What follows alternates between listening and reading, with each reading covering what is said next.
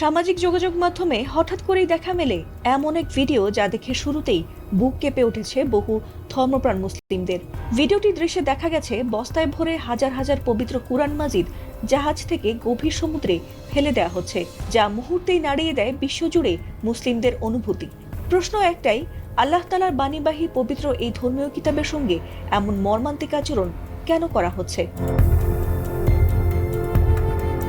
পবিত্র কুরআন মাজিদ মহান আল্লাহ তাআলার বাণীর একমাত্র সত্য নিদর্শন, যা প্রিয় নবী হযরত মুহাম্মদ সাল্লাল্লাহু আলাইহি ওয়াসাল্লামের উপর নাজিল করা হয়েছিল।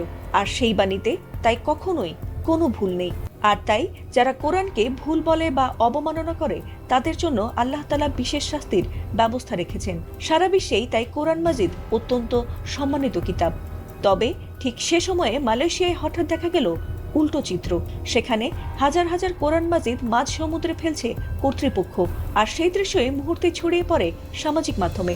আর তাতে হতবাক হয়ে যান অনেকেই, কারণ মালয়েশিয়া একটি মুসলিম সংখ্যাগরিষ্ঠ দেশ, যেখানে কোরআনের প্রতি শ্রদ্ধা প্রশ্নাতীত। তাই স্বাভাবিকভাবেই অনেকেই বিষয়টিকে অবমাননা হিসেবে দেখছেন। উন্নত প্রযুক্তি এবং